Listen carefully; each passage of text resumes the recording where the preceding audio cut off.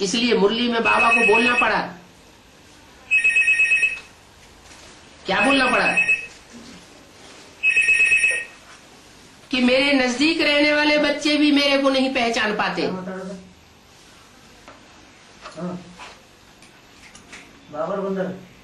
क्या? मेरे नजदीक रहने वाले बच्चे भी मेरे को नहीं पहचान पाते।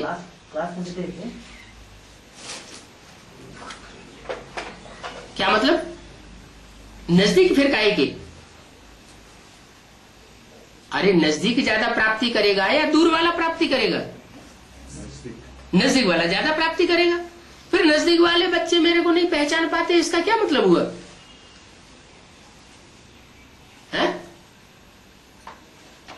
अरे शरीर से नजदीक होना अलग बात है और मन बुद्धि से नजदीक होना अलग बात है। कोई शरीर से नजदीक हो, सरेंडर हो गया हो, कंधे पे चढ़ के बैठा हो, बाबा के घर में खाना पीना सोना करता हो और बुद्धि बाहर रखी हुई हो, घर परिवार में बुद्धि रखी हुई हो, अपने लौकिक स्थान में बुद्धि रखी हुई हो, तो नजदीक कहा जाएगा या दूर कहा जाएगा? तुम बच्चे मधुवनवासी हो। बाबा कहते हैं तुम बच्चे मधुवनवासी हो। उसका एक्सप्लेनेशन क्या देते हैं? कि जो मधुवन में बैठे हुए हैं वही मधुवनवासी है? नहीं।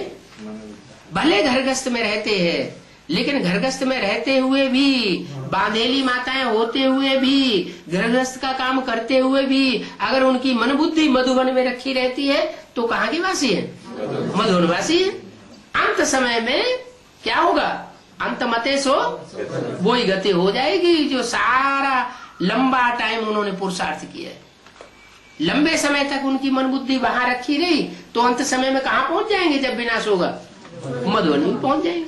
और जो अभी मधुवन में बैठे हुए हैं और उनकी मन बुद्धि बाहर की दुनिया की प्रॉपर्टी में लग रही है, ये महलवाड़ियां अटारियां मेरी हो जाए, मेरे नाम से हो जाए, ये महलवाड़ियां अटारियां ये मेरी प्रॉपर्टी बन जाए, इतने बड़े बड़े मकान ये मेरे हो जाए, दुनिया की धन संपत्ति सारी हमारी हो जाए, सारा सोना चांदी सबके ऊपर हमारा कब्जा हो जाए, मनुष्यों के ऊपर हमारा कब्जा हो जाए, सारी जनशक्ति हमारे हमको फॉलो करे,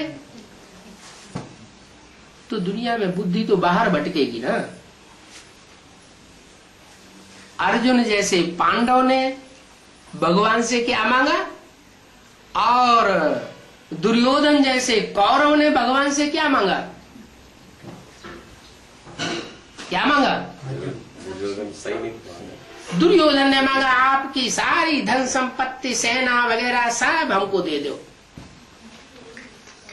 और अर्जुन ने क्या मांगा?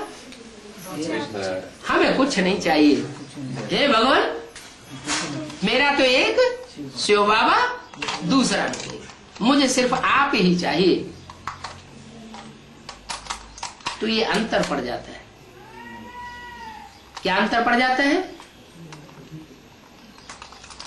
कौन पत्थर बुद्धि है और कौन पारस बुद्धि है? दुर्योधन को क्या कहेंगे? पारस बुद्धि, पत्थर बुद्धि कहेंगे।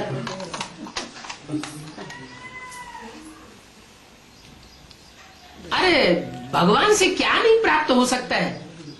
भगवान जब आकर के विश्व की बादशाही दे सकता है तो भगवान से कौन सी चीज प्राप्त रह जाती है? एक है साधे सब सद है और सब साधे सब जाए। वैश्या सबको साधती है, ये भी खुश हो जाए, वो भी खुश हो जाए, वो भी खुश हो जाए, वो भी खुश हो जाए। और जो सधवा औरत होती है क्या करती है? एक की साधना करती है।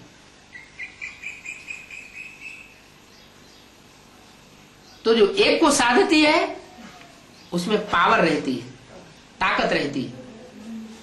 तो ऐसे ही हमारी आत्मा,